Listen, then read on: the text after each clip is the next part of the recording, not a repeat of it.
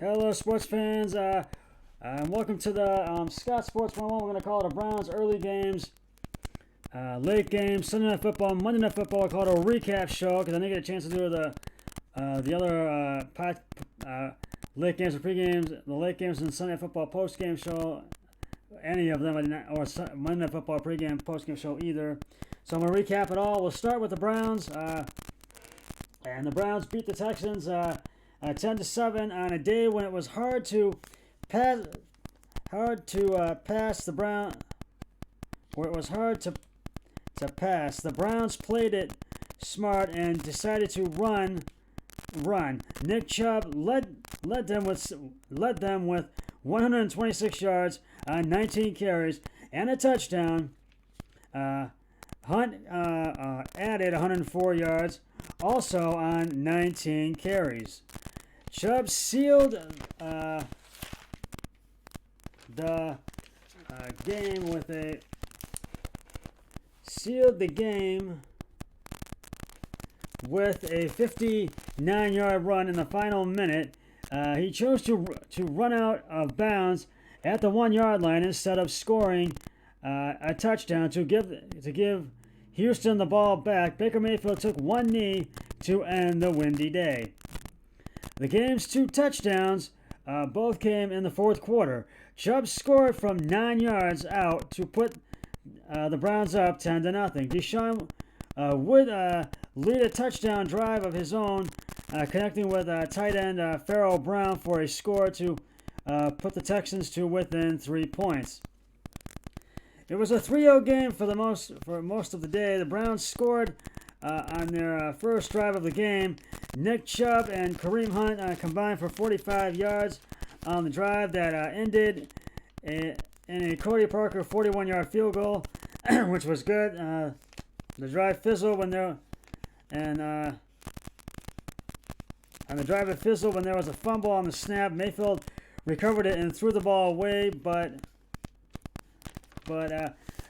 was flagged for intentional grounding, setting up a 4th and 17, and that field goal was good, and that's when the Browns had that early lead and went on to get the win after they got the touchdowns in the fourth. The Texans had other chances to score.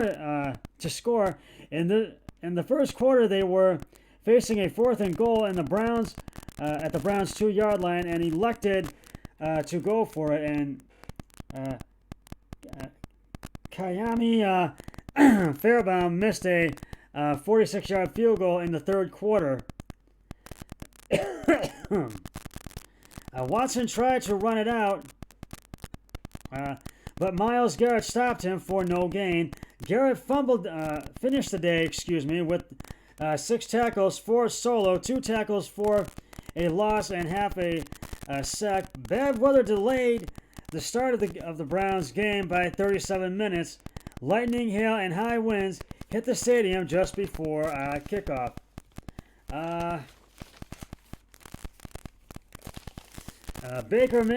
And it's now time for the game balls, and I gotta give credit to where credit is due. Baker Mayfield, 12 for 20 carries and attempts, 132 yards. Nick Chubb, 19 carries, 126 yards, 1 touchdown, no interceptions. And Kareem Hunt, 19 carries, 104 yards, no touchdowns, no interceptions. And that was on the rushing end of the ball, 3 receptions and 28 yards on the receiving end. And are you feeling pretty good with the Browns being at 6-3, going into next week playing the Philadelphia Eagles? That's who they will take on next week. Let me know what you think. Put something on my discussion page at my YouTube channel, ScottSports101.com, ScottSports101, or on my website at ScottSports101 at YouTube.com. I will go over the Monday night game in just a moment and have a trivia question along with that. But first, I'm going to go over all the other NFL action from Week 10. You already know that the Colts beat the Titans 34-17 at LP Field in Tennessee on Thursday night. And you already know the Browns over the Texans 10-7. The Detroit Lions beat the Washington Redskins by a field goal at Ford Field in Detroit, 30-27. And Matt Stafford gets the game ball for that one. The Tampa Bay Buccaneers beat the Carolina Panthers 46-23 at Bank of America Stadium in Charlotte, North Carolina. The Giants beat the Eagles, but the Eagles hung in there but just couldn't get over the hurdle. The Giants beat them 27-17 at MetLife Stadium in East Rutherford, New Jersey. The Green Bay Packers beat the Jacksonville Jaguars 24-20 at legendary Lambeau Field in Green Bay. And Aaron Rodgers gets the game ball for that one. The Arizona Cardinals beat the Buffalo Bills on a Hail Mary pass touchdown by Kyler Murray to DeAndre Hopkins, 32-30. And Kyler Murray and DeAndre Hopkins get the game balls for that one. The Miami Dolphins beat the LA Chargers 29-21 at Hard Rock Stadium in Miami. The LA Raiders beat the Denver Broncos 37-12 at Allegiant Stadium in Las Vegas, Nevada. The LA Rams beat the Seattle Seahawks 23-16 at SoFi Stadium in Inglewood, California, near Los Angeles. And the Pittsburgh Steelers go to 9-0. They beat the Cincinnati Bengals, who fall to 2-6. And they beat them 36-10. And the New Orleans Saints beat the San Francisco 49ers at Mercedes-Benz Stadium in New Orleans 27-13. And on Sunday Night Football, the New England Patriots beat the Baltimore Ravens 23-17 at Gillette Stadium in Foxborough, Massachusetts. And now that puts the Ravens tied for the Browns are tied with the Ravens for second place. Both teams 6-3. And if they can beat the Eagles this Sunday, they could have a chance to get second place in the AFC North. And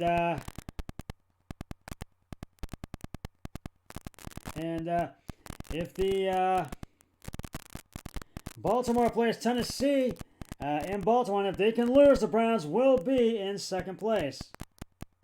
And on Monday Night Football, and we're going to go over that right now, but the Vikings did win in a low-scoring affair.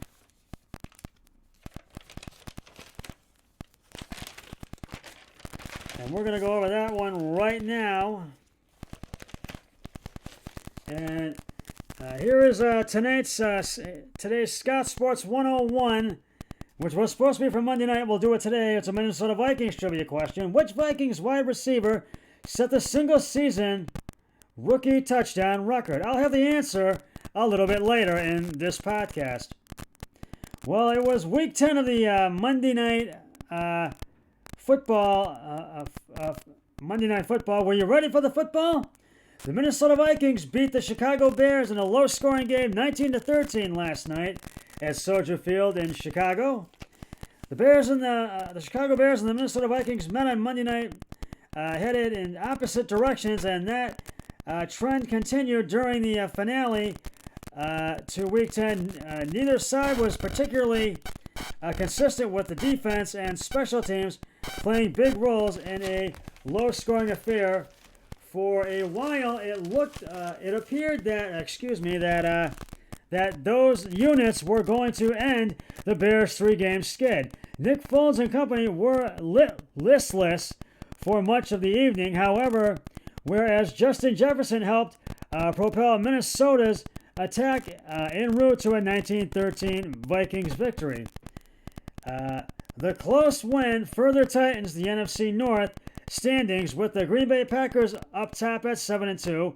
The Bears and Vikings and Detroit Lions are now all within one game of each other. It also marks 3 straight wins for Minnesota, all of which have come in their division.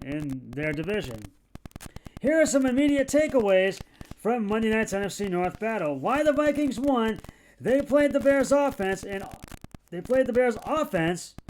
in all seriousness, facing Chicago's battered O-line and transition play calling was the number one reason for Minnesota's thrived on Monday night. But they still deserve credit for the execution. Eric Wilson and DQ Wanum flashed nearly finished big plays. Flashed with big plays, and Harrison Smith nearly finished the night with two turnovers. On the other side of the ball, Dalvin Cook played tough despite just so numbers against the Bears' aggressive front, while Justin Jefferson reminded everyone while he should be in the Offensive Rookie of the Year conversation. On a night where Kirk Cousins was just good enough, Jefferson did his part to help the QB, looking like a bona fide number one wideout against Chicago's secondary. Why the Bears lost, they literally needed their defense and special teams to score touchdowns. Chicago deserves credit for how those units played. The D slowed the Vikings' greatest weapon in Cook and successfully put the Bears' offense in scoring range following a takeaway while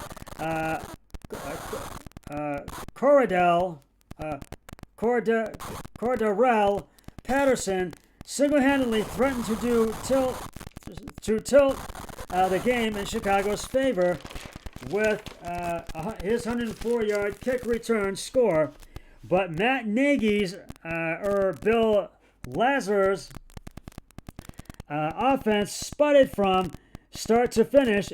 It's no wonder Nick Foles couldn't finish the game up right. He was carted out the field late in the fourth quarter with an injury to his lower body.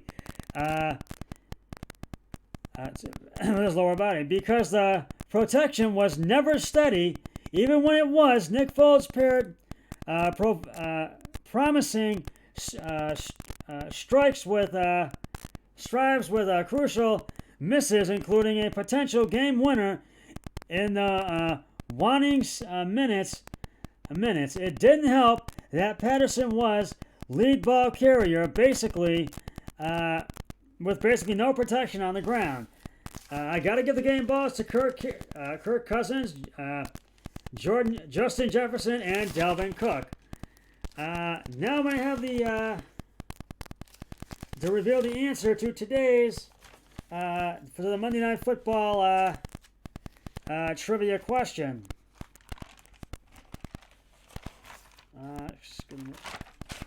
Which Vikings wide receiver set the single season rookie touchdown record?